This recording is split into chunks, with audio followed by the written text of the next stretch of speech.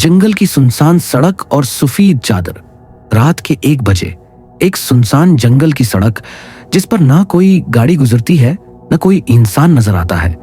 कहते हैं जिसने भी इस रास्ते पर तन्हा कदम रखा वो कभी वापस नहीं आया।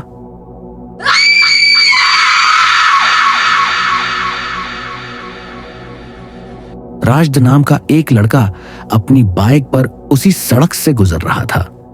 चांद आधे बादलों में छुपा हुआ था और दरख्तों के साए सड़क पर ऐसे पड़ रहे थे जैसे लंबे हाथ उसे पकड़ने की कोशिश कर रहे हों।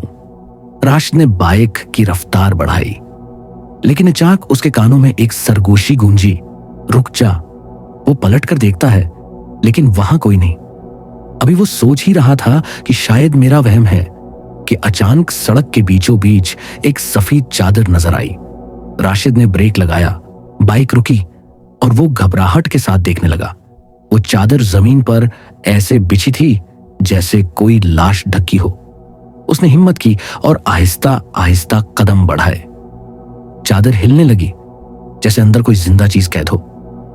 राशिद ने कांपते हाथों से चादर उठाई, लेकिन अंदर कुछ नहीं था।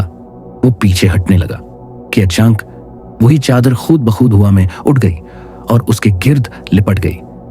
राशिद जितना जोर लगाता, चादर उतनी ही सख्ती से उसे लपेट लेती और उसके कानों में एक खौफनाक हंसी गूंजी, तुम्हें कहा था ना, रुक जा। राशिद जमीन पर गिर गया, सांस लेने की कोशिश कर रहा था, लेकिन अब वो अकेला नहीं था।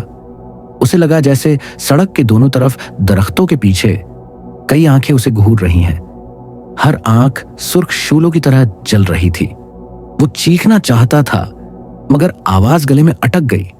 अचानक बाइक खुद ब खुद स्टार्ट हुई और सड़क पर दौड़ने लगी, लेकिन उस पर कोई सवार नहीं था।